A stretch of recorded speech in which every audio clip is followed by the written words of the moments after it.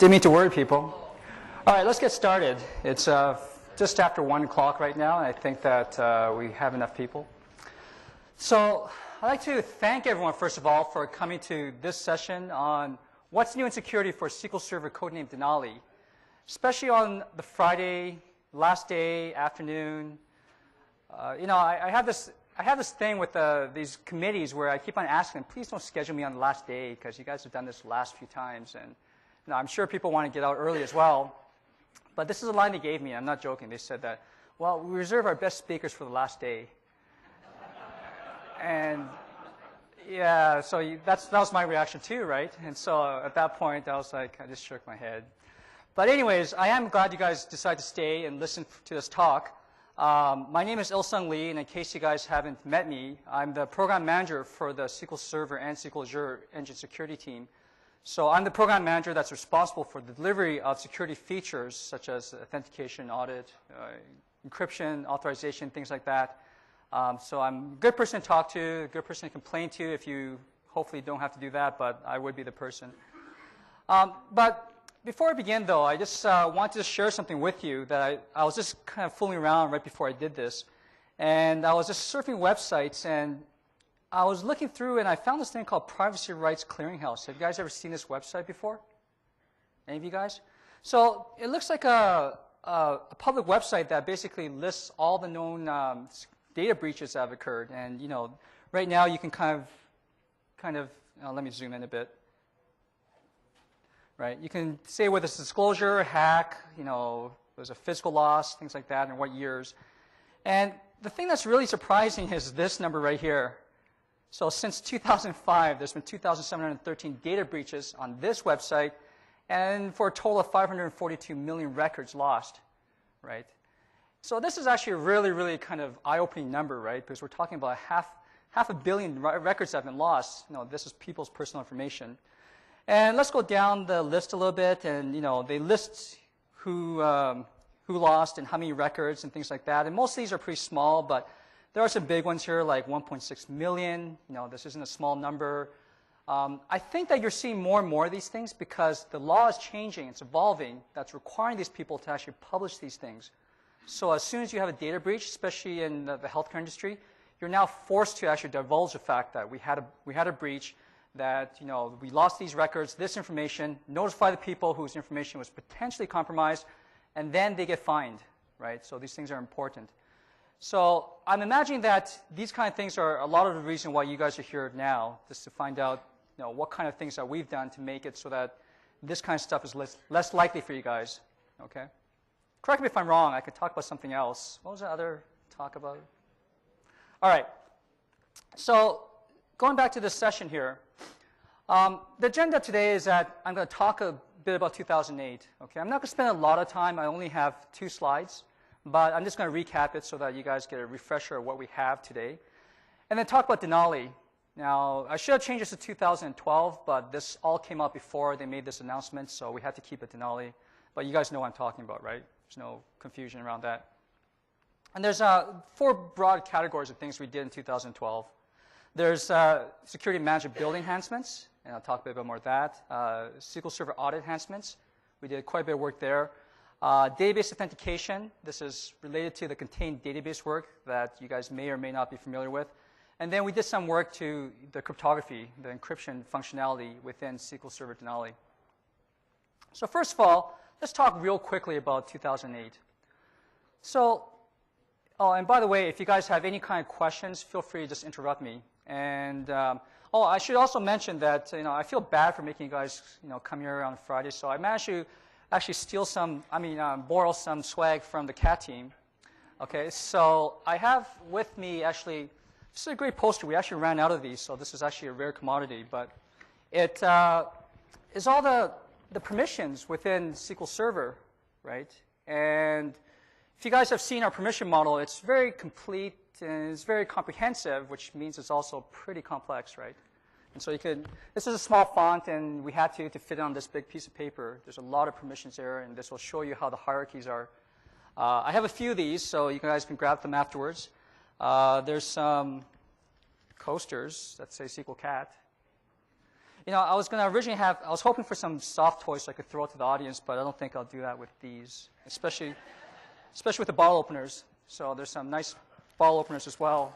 And you guys feel free to come up afterwards and just grab, well, hopefully there's enough to go around for everyone.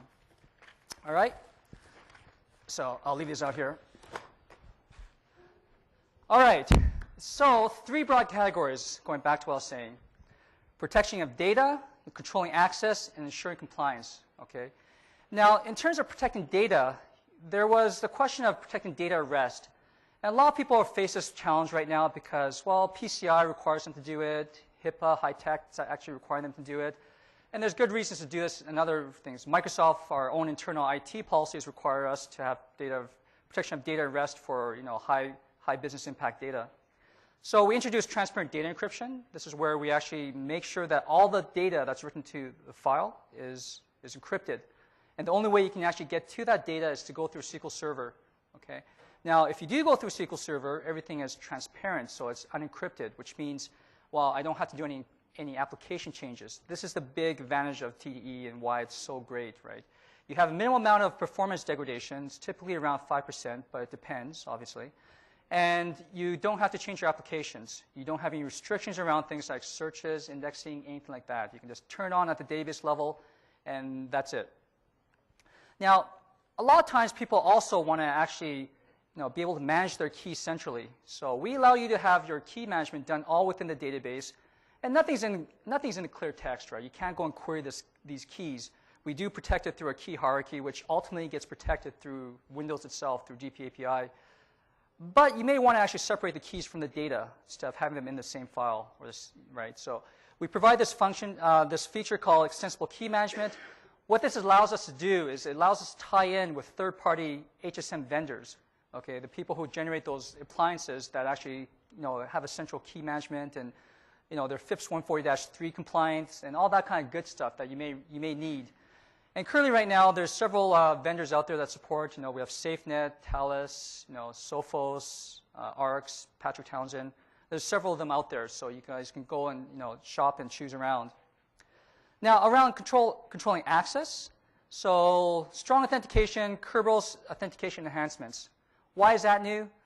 Well, in case you guys didn't know, before 2008, you guys probably weren't using Kerberos when you connected to SQL Server. Okay? The reason is this. It only worked if you're using a TCP/IP connection. So if you're using name pipes, for example, or you let SQL Server choose, then you were using NTLM. If you registered an SPN in the domain, which the server tries to do, but unless you're pretty much a domain admin, you can't do this, right? So if you didn't have that registered, you're using NTLM. And, those are the main things why you couldn't connect. Now, in 2008, what we did was we expanded Kerberos, so it's available on all the protocols, so even name pipes, you can actually get Kerberos working now. The SPN, you still need that registered. Not really, actually. So you have the SPN registered, but you can actually connect to SQL Server without having the SPN registered and still use Kerberos. And the reason is that on the client drivers, there's actually a connection string property where you can specify the target principal name. Or I can't remember if it's a target or server's principal name. If you specify that directly on the command line, on the connection string, you can get Kerberos working. And the other thing to keep in mind is that this SPN, the SPN is basically a predefined string that maps to the service account on the server. You can actually specify what the service account is directly. So if my SQL Server is running under service1@microsoft.com, my SPN, I can just specify it's service1@microsoft.com.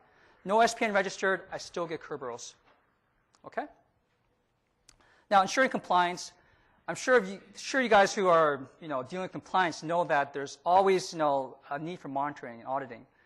And previous to 2008, we had SQL Trace, which provided kind of auditing functionality, but there's some things that are lacking. Performance is an issue.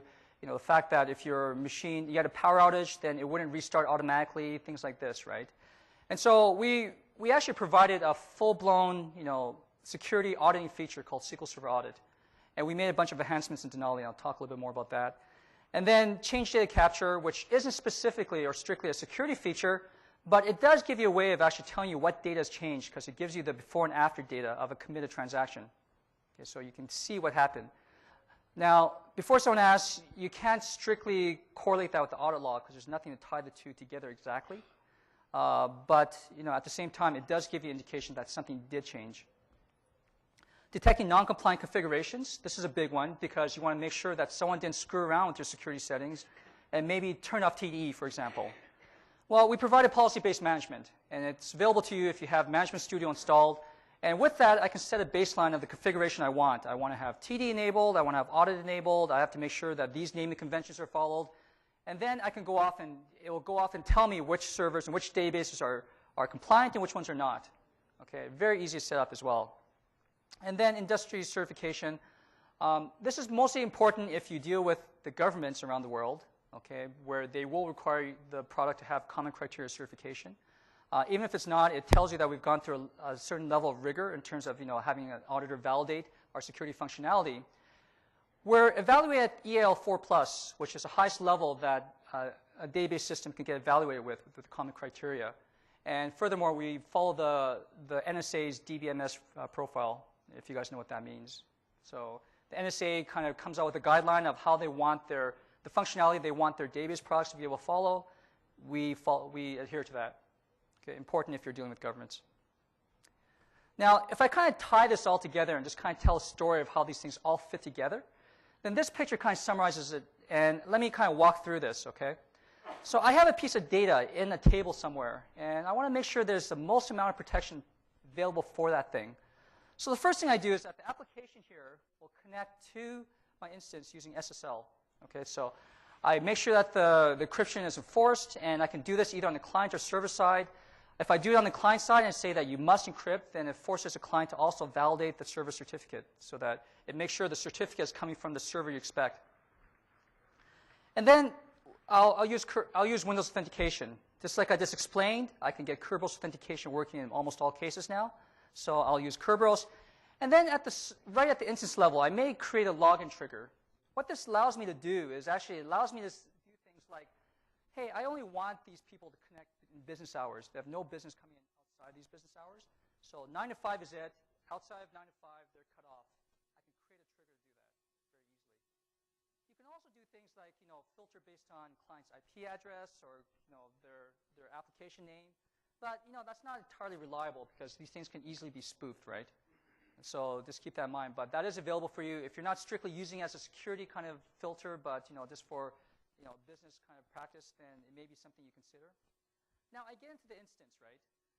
And these little doors here represent an access check. So before I get access to data, I am going to get checked for access at the instance level, at the endpoint level, at the database level, at the schema level, the table level, and the column level. So at each one of these points, I can set up deny, or I can explicitly prevent people from seeing something. Okay, so there's a lot of things that you can do. And in addition to that, every place where I actually go and do this access check, that's where we actually go and fire an audit as well. So I can fire an audit that says that this person accessed this schema, this table, this column. Okay, well, not the column, actually, the table. So these things are all possible as well. And me being the security guy and being more paranoid, I decide that, I have all the permissions in place, but just in case, I'm going to go and encrypt the data. So we provide full encryption functionality. Unless the person has access to the data column plus the key, they can't get access to the file. And I'm even more paranoid than that. I decide that, hey, I want to make sure that the key can be managed centrally so that I can cut off access to that data from one central point. So I'll use the EKM feature, put that key up on the EKM, use that key to actually encrypt the data. Okay. Now, that's for the data that I really care about, but maybe there's concerns that maybe people might infer that data from other objects within the database. Maybe they'll have things like, maybe they can look through some indexes or some metadata.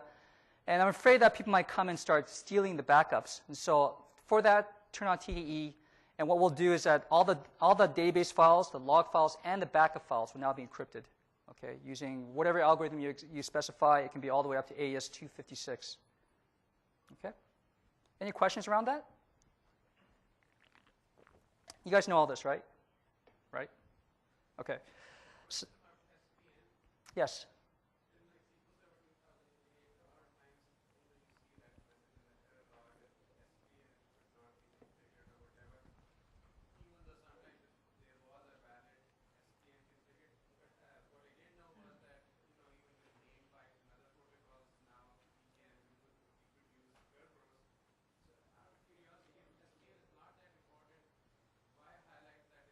Oh, so the question is, the SPN, when you normally start an instance, you'll normally see an error in the error log that says that SPN wasn't able to be registered.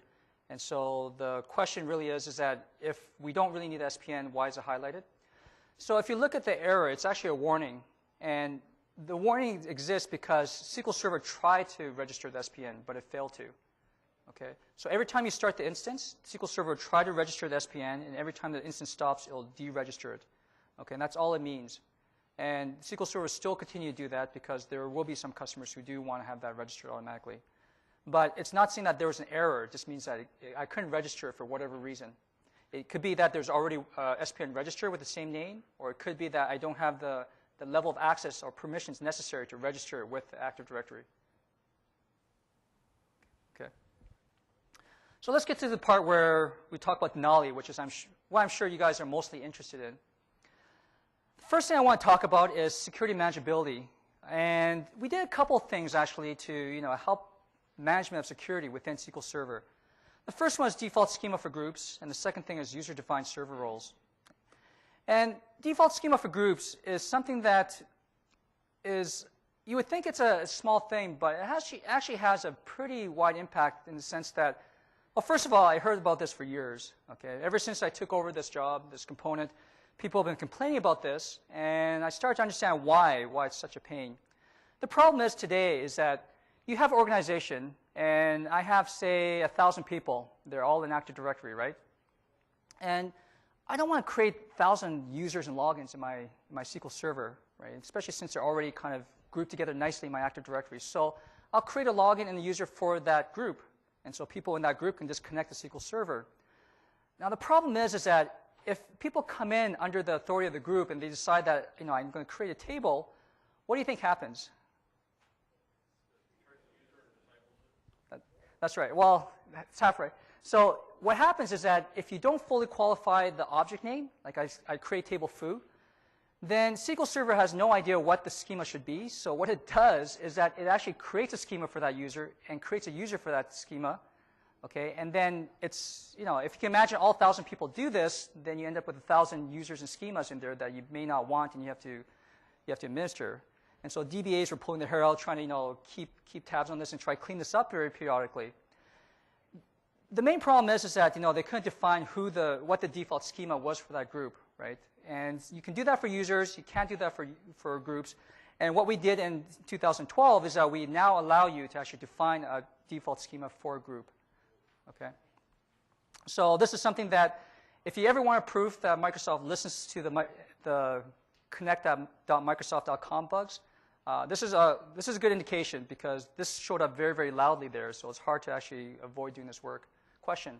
How does it solve the problem if you measure two groups? Good question. The question was, what happens if you remember two groups that have two different default schemas? So we actually took a very simplistic approach for this release because we asked around the forums and some of the MVPs, and people in general just want determinism. So the way we make this deterministic is that we pick the default schema for the group with the lowest principal ID. Okay, so the first principal ID, the first group with the lowest principal ID, that's the default schema we're going to use. Okay, and so you can figure out which schema is going to be used in that case. If you guys have a need to actually be able to configure that, okay, just shoot me an email or go to connect.microsoft.com and let me know about that. But from this point, I didn't hear that. The thing I heard from most people is that they would typically only have one group with the schema associated with it, so they didn't really care. Okay, good question though. Let's see, and the other thing that to keep in mind here is that without being able to specify a default schema, it not only avoids things like implicit schema creation and user creation, but in case they may decide to go and query the table, they may end up with the wrong table, right? So I may have 10 different schemas or 12 different schemas for each different month, and I may have a sales table in there, and then you may not know which sales table you're exactly querying. What if the user belongs to multiple groups? These groups have different schemas. The question was, what happens if the user belongs to multiple groups with different schemas? I just answered that, actually. Yes. The next thing I want to talk about is user-defined server roles. So you guys know that we can create our own roles in the database, right? Now, for whatever reason, we haven't had that at the server level. Okay, at the server level, we had fixed roles. Now, fixed roles are all right, except for the fact that they're fixed, right? And what that means is that you can't change it. It is what it is. And the fact of the matter is that, you know, no single role is going to be the right role for every single customer. Everyone wants to tweak it a little bit. So what we did was that we provided you the ability to actually create your own roles now. So you can actually have, you know, your roles created, and then you can create your own, I mean, you can assign your permissions to it and create, you know, for example, in this case, a DBA role. One of the worst things you can do for your own separation duties, and I'm sure many of you have hit this, is that you don't want to make everyone sysadmin, right? Right. Does anyone know why sysadmin is so bad? Yes. There are no restrictions. Correct. There's no restrictions. We have code in our code base that says that if you're sysadmin or SA, that we bypass the permission check.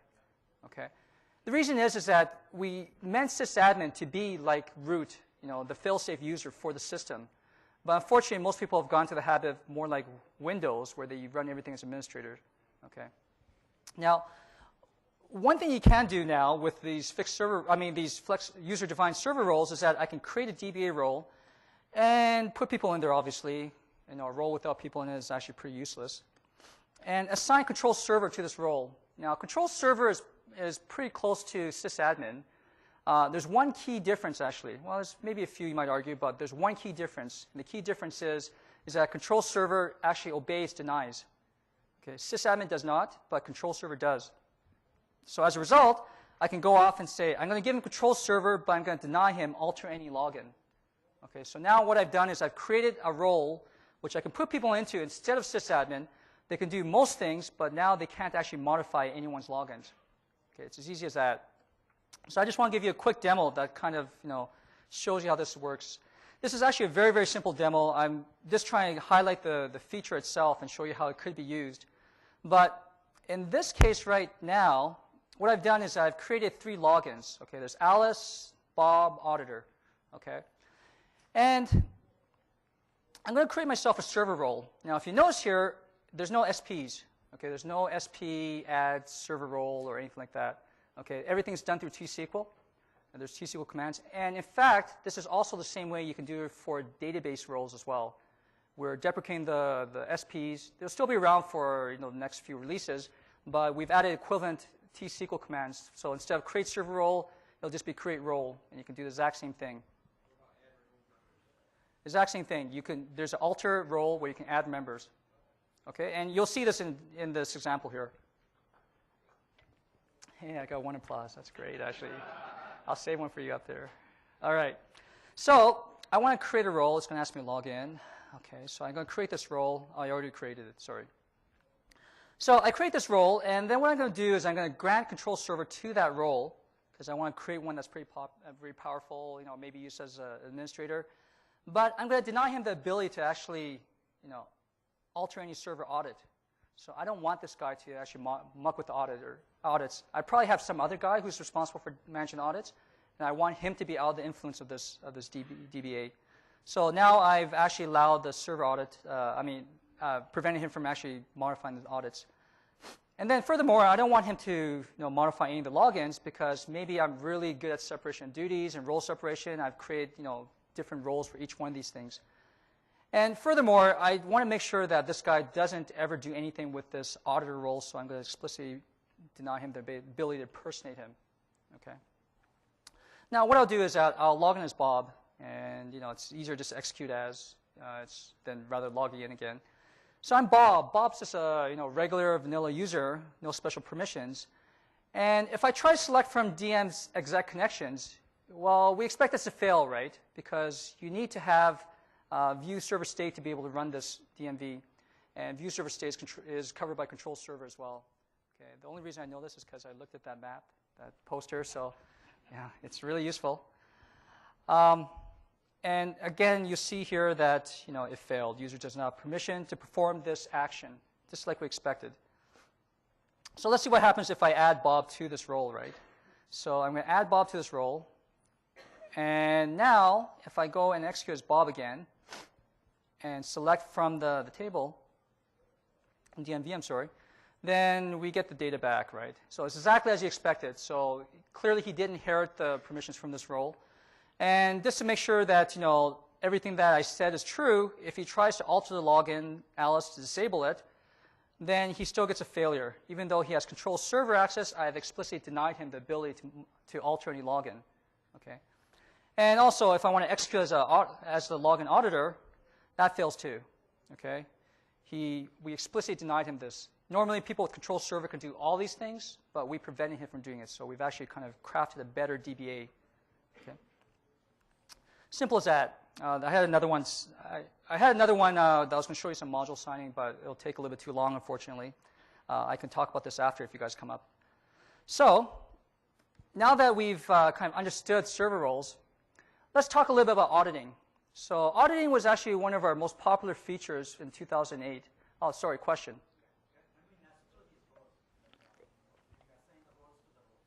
The question is, can we actually assign roles within roles? And the answer is yes.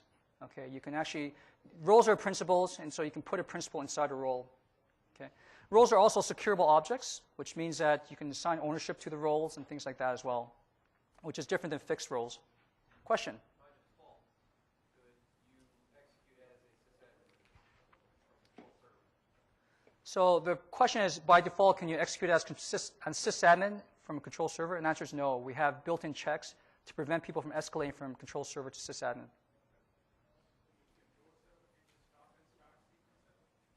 The question is, control server, can you stop and start SQL Server?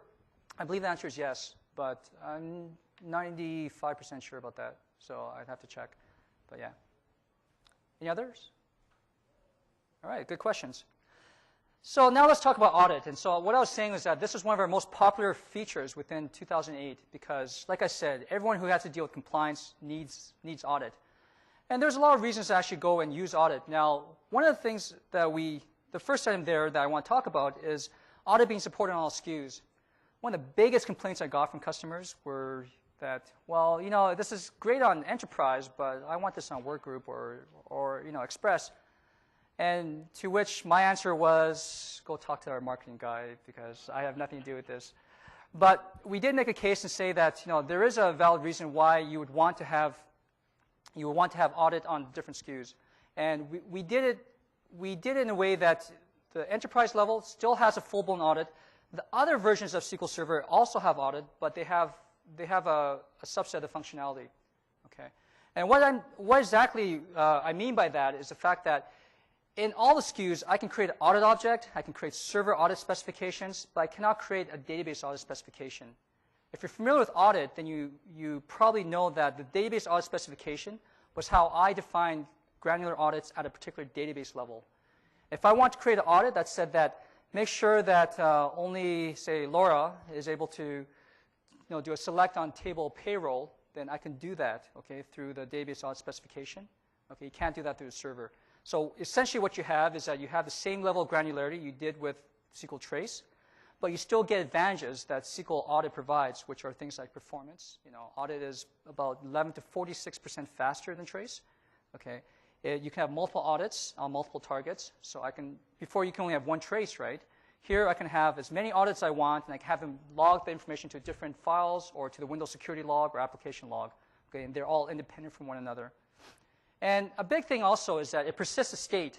So if for some reason, like I said at the beginning of this talk, someone pulls a power cord, then when I put it back in, SQL Server starts up again, then audit will just turn on.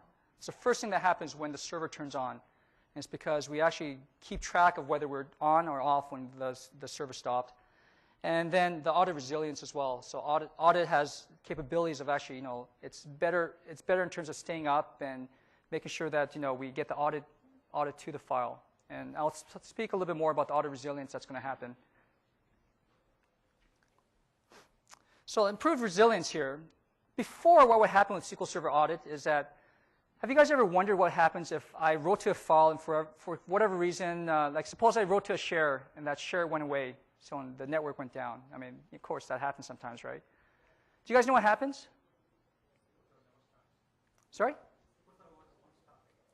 The SQL Server won't start. You're right if they turned on the C2 mode and such, but this is for audit, which is different than trace. What you're saying is actually correct if we use this on failure shutdown option. Okay, But in most cases, what would happen, the default behavior is that SQL Server would keep on trying to write to that file, and then it'll eventually get a system error back from Windows, in which case SQL Server turns Audit offline. Okay, and this is done so that we prevent downtime with the server. Okay, it was decided that downtime was worse than when this. Well, apparently customers weren't, wanted something better than that, but they thought that shutting down the server was a little bit drastic. I'm not sure why, but they thought that, taking down the whole instance was not a good thing. So what we did was that we actually did some work to make it more resilient. So in the example I gave you where I do pull the network cable out, SQL Server will just keep on retrying to actually write that buffered audit event there. Now, the buffer is only so large, right? So once the buffer fills up, then what will happen is that we'll fail any operation that occurs. But we can set an option called on-failure-fail operation that fails all the operations that would cause a write to that failed audit log, but all other activity within SQL Server will actually continue. So suppose I do one activity against a table, that gets audited, but it's failing because I can't write to the log, then I'll get a rollback. Okay, it'll roll back and I'll get an error message back. But all the other operations where I'm selecting from this other table that has nothing to do with audit, or this audit, will continue to keep on working. Okay, so this is an option that you can set when you actually create your audit. And there's also a max files option. So in 2008, you can actually specify how much audit information I want to collect. For example, I can have 10 files that are 20 megs each. So 200 megs of audit information, which is pretty small, but suppose I have a really small hard drive and I just want to control it. Now, once I reach that 200 meg limit, what happens? Well, I roll over, right? I erase the first file and then create a new file. So you may end up with a situation where you start losing audit records in that case. This is actually different in the sense that once we hit that 200 meg limit, that will stop, will block, right? We'll say that your audit log's full, please clean up the directory. And once they take a file out, we'll create a new one and start auditing again. Okay? So this diagram here is just basically I do a select, and the audit can't write to the file for whatever reason, and the server will send back a rollback on that transaction. Okay, it's just that simple as that. Any questions? All right. T-SQL stack information. Now let me explain to you why this may be important to you. I have a client application, and I'm allowed to actually execute the HR view salary store proc. Okay, so the store proc, I guess, view salary. But this store proc references an HR payroll table. Okay, and this does a select on the salary from HR payroll. Now, I may not want them to actually access my base table directly, right? I want to limit exposure to that. And I want to limit the exposure through the store proc because I may put some business logic in the store proc itself. Very, very common. Now, the problem is that if I decide to set up an audit on the HR payroll table, then I don't know necessarily whether the person went through the store procedure, or which is okay, or went directly to the table, which is bad, right? Because it means that they went through and did something they weren't supposed to. And in 2008, in the audit log, there's no way to actually differentiate between the two. So it's very tough. But now we make it extremely easy to do.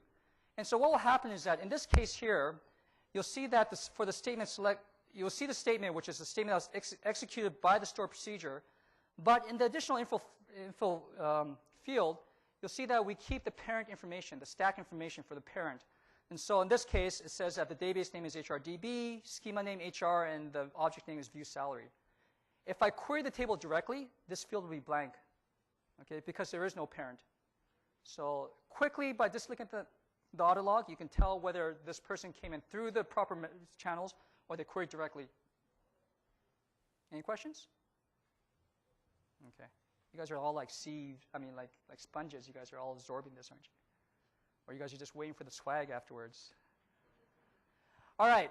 The last thing here, is this last, maybe second last or last, but user-defined audit event.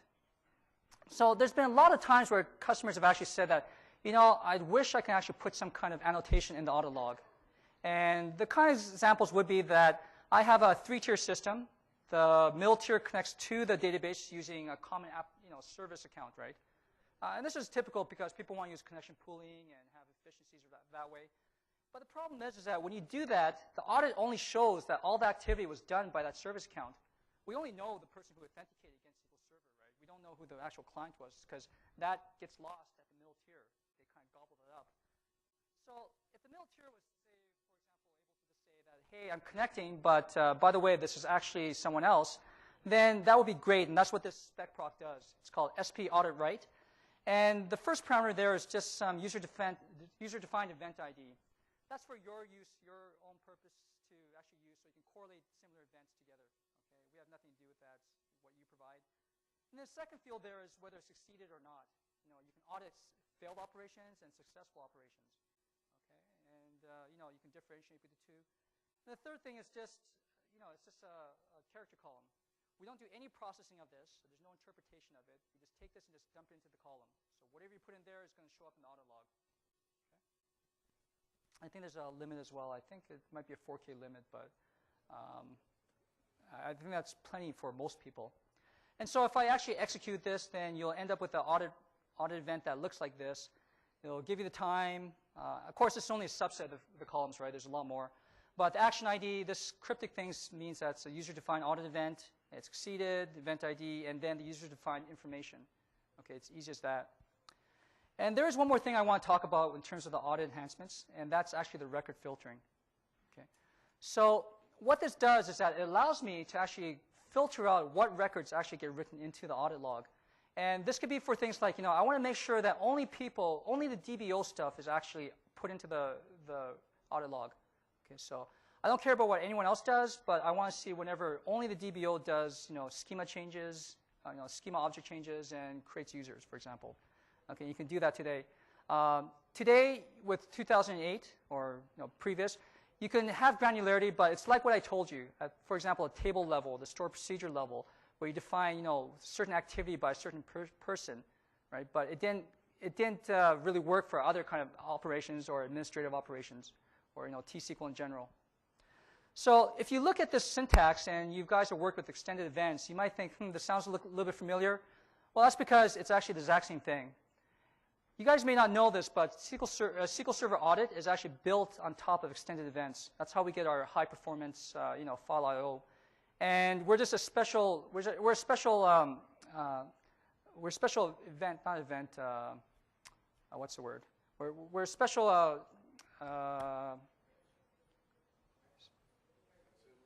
Yeah, consumer. That's a good word.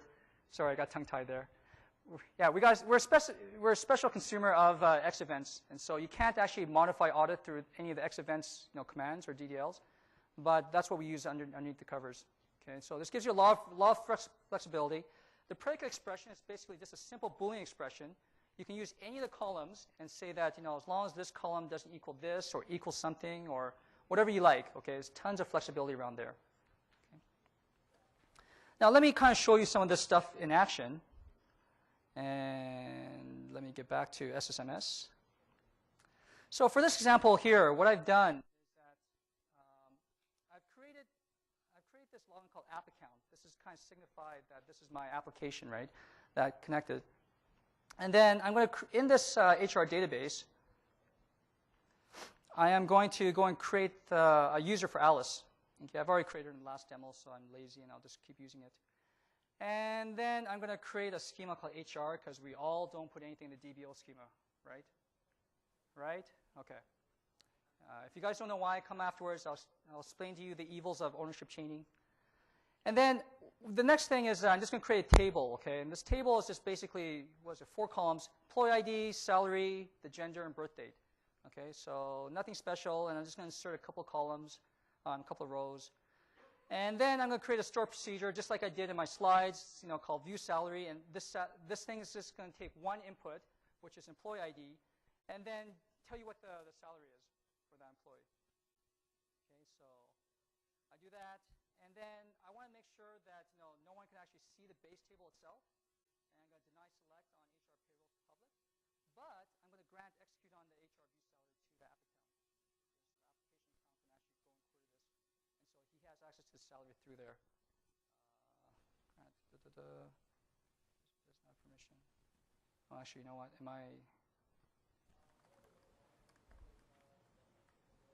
All right, let me try this now.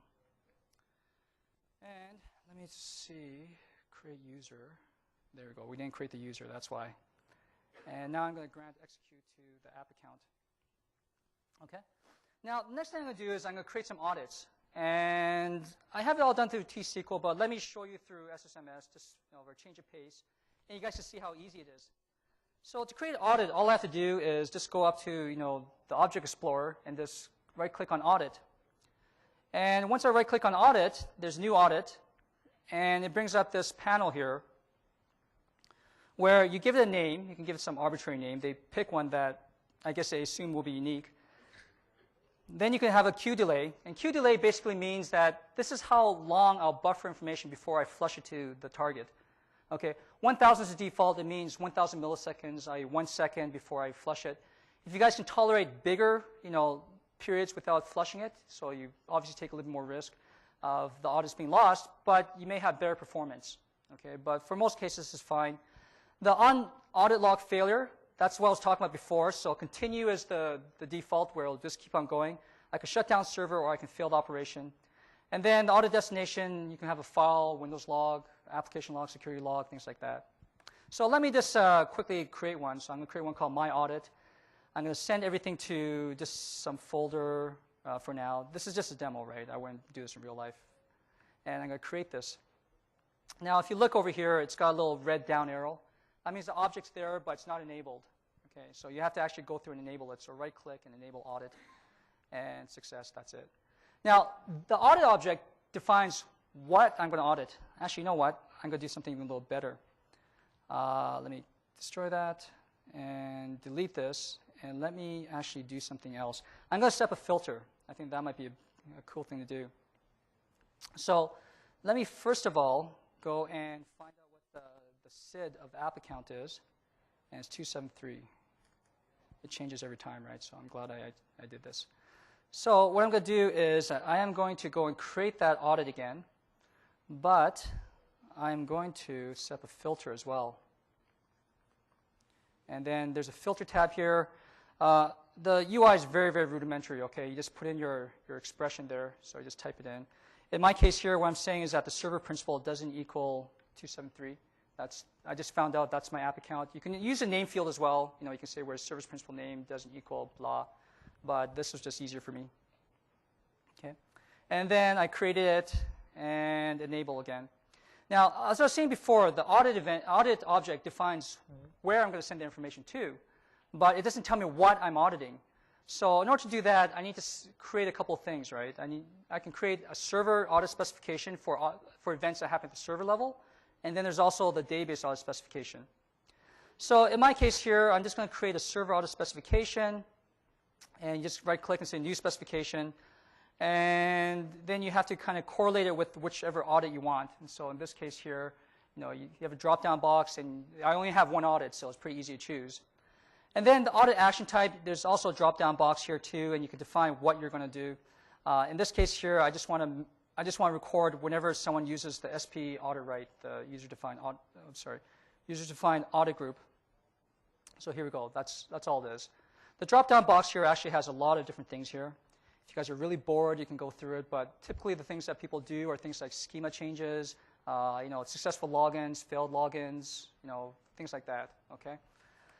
So that's all I need to do. I say OK, and again, it's got that little red arrow, which is a clear sign that, hey, this isn't going to do anything until I enable it. Good. Now what I'm going to do is I'm going to go to my databases, and let me refresh this. And so I have my HR database, and under HR database and security, you'll see that there is a field for database audit specifications here. Okay. And I right-click. It's the same thing again. So I'm kind of repeating myself, but I want to go through this step by step. And I correlate to the audit. And here, what I'm going to do is that I want to know when anyone does a select from that table, right? So what I do here is I say select, right? And then the object class, you have three choices here, database, object, or schema. Well, table is an object, so I'll click object.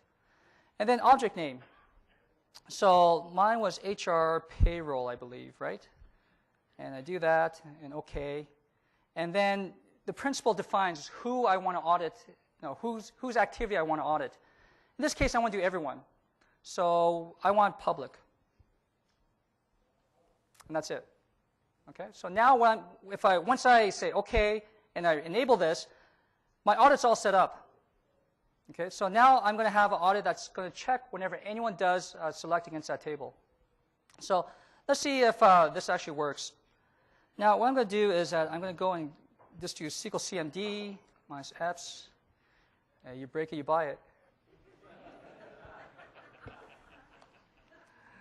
All right, just kidding.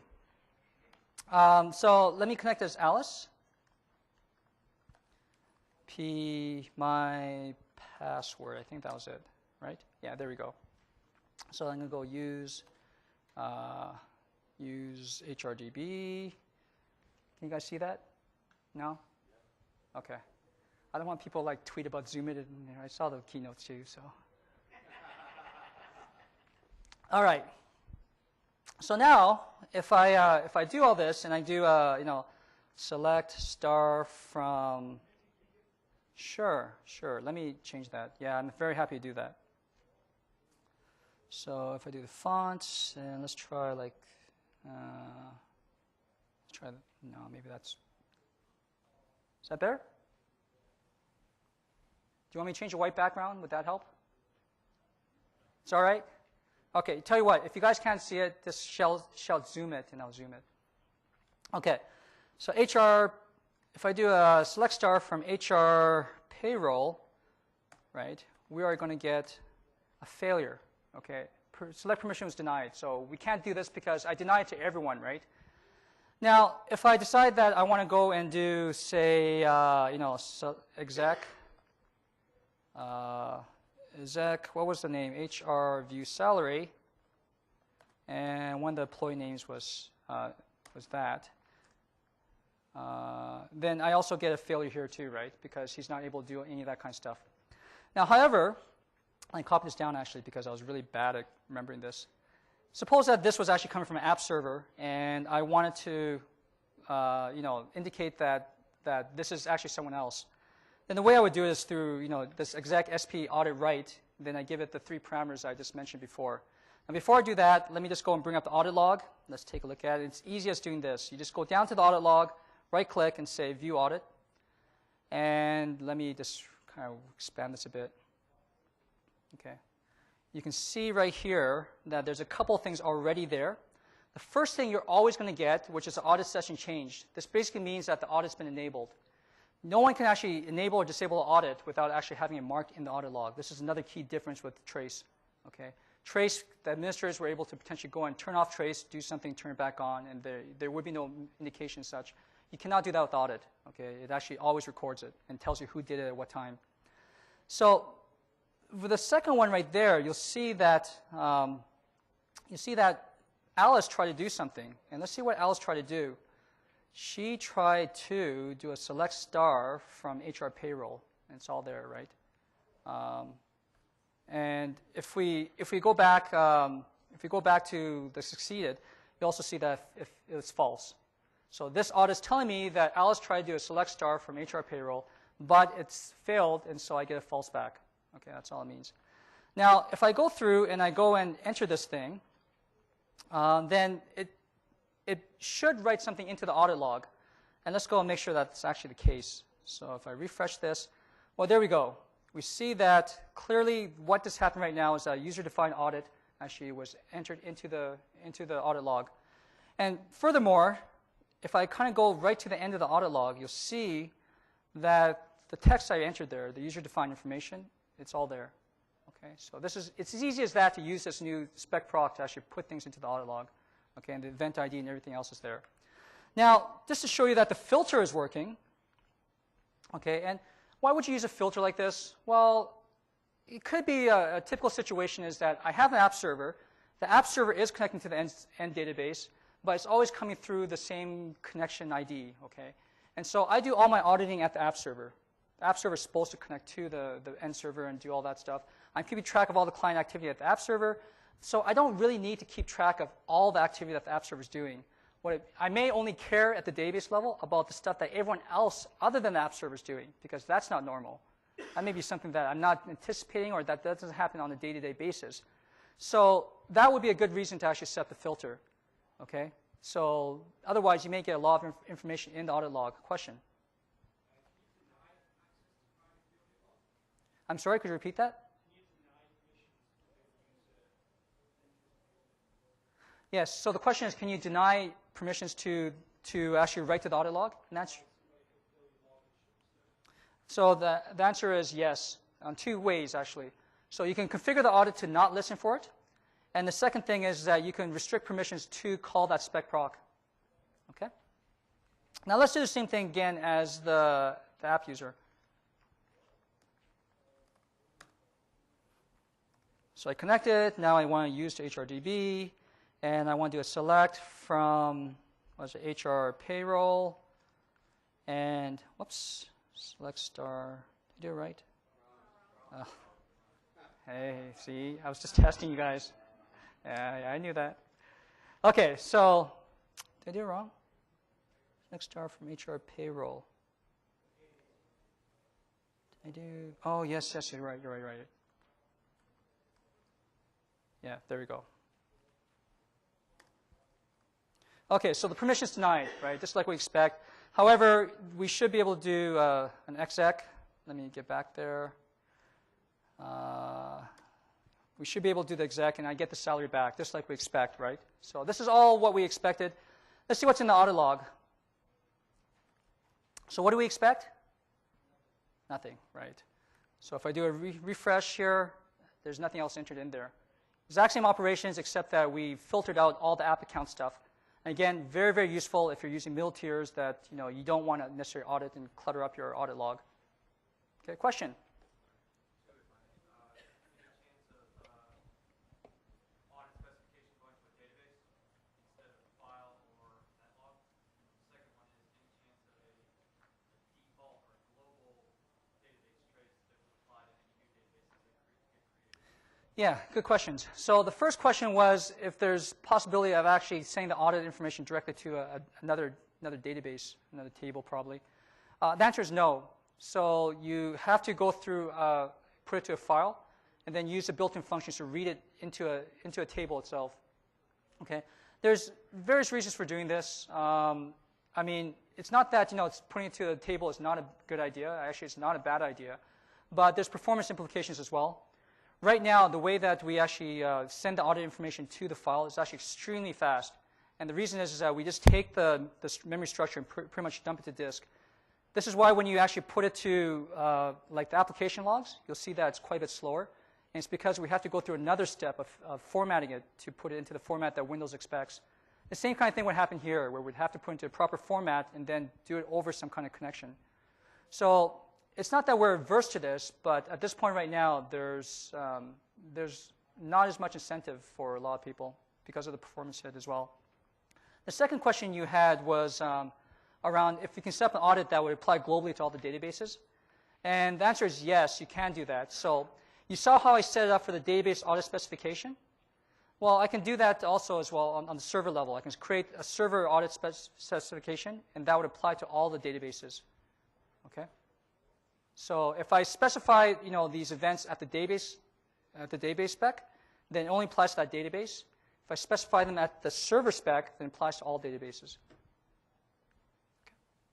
Good questions. Anything else? All right. So we are getting close to the end. Actually, there's a few more topics I want to talk about. Two more, actually. So bear with me. Database audit authentication. So how many people here actually played around with the contained databases? A few? Yeah? Okay. So you guys know that one of the big pieces of the contained databases was actually the contained authentication. So the ability for you to actually kind of sever ties with logins, right?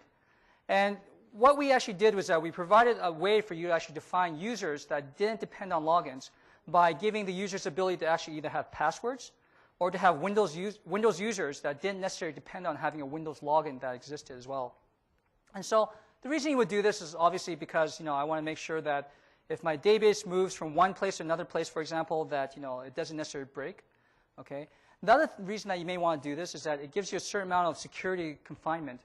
For example, if I authenticate based on that user instead of the login, I only get a token, or I only get a security context for that database. Okay, I can't go outside that database and have a presence. Okay, whereas if I have a login and I authenticate against the login, then I have a security context that spans that instance. So that's another key difference as well.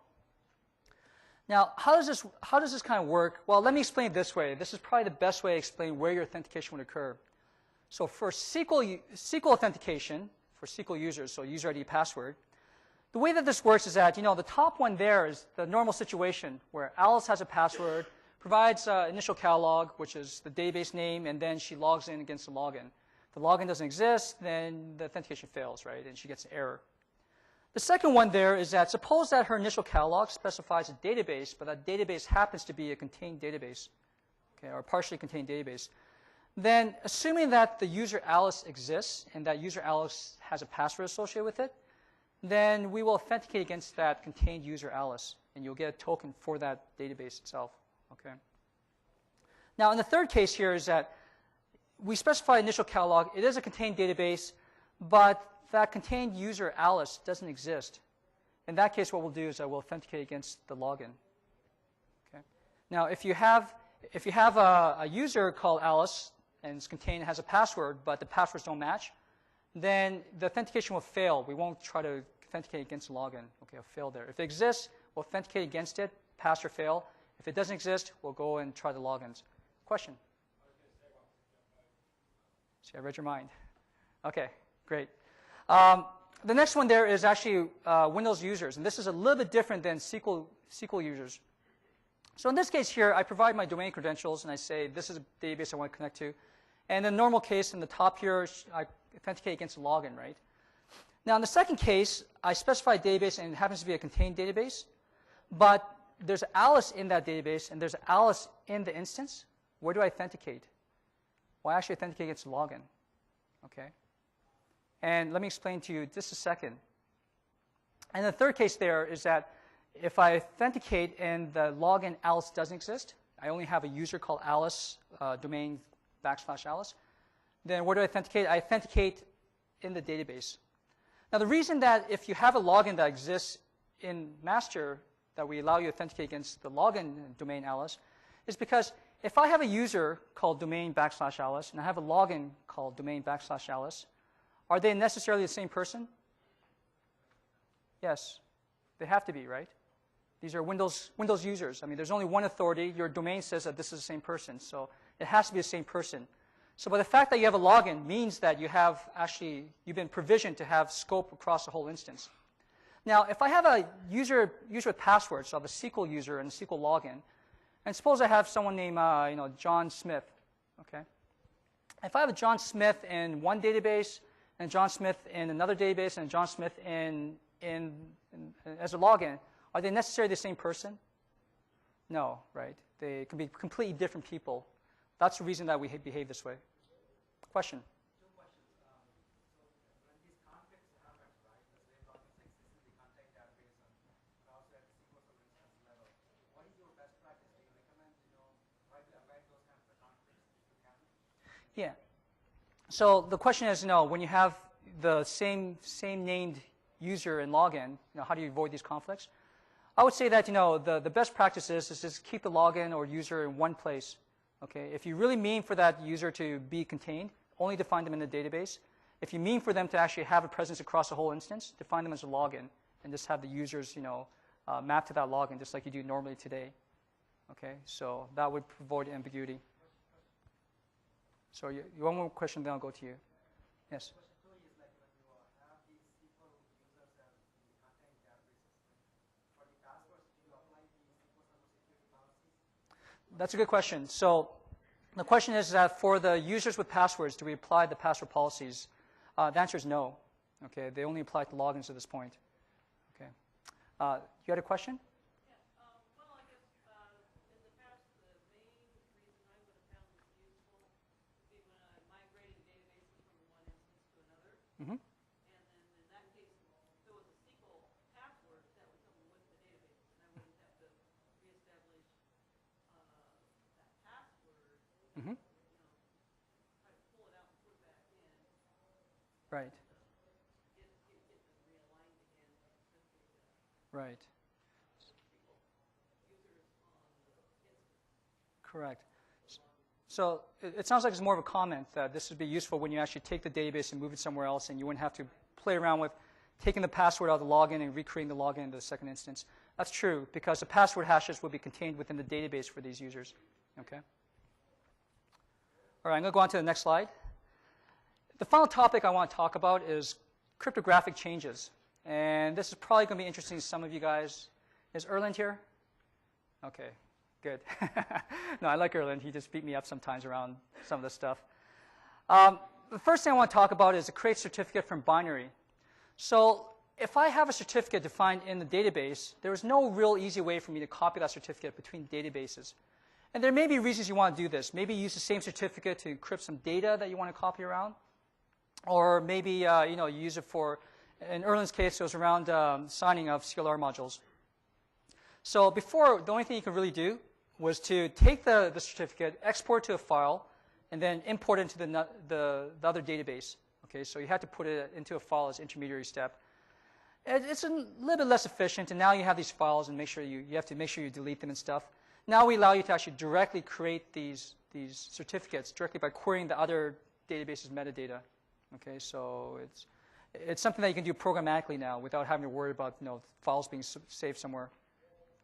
The next thing is 4K certificate support. Okay, for whatever reason, we had a limit for the size of the certificate that we can import to something a little bit under 4K. And that meant that, if you think you can import 4K, you couldn't. You had to import a 3K certificate, and who has 3K certificates, right? So we actually fully support 4K certificates now, so you can choose your favorite CA and then generate a certificate up to 4K and then import it.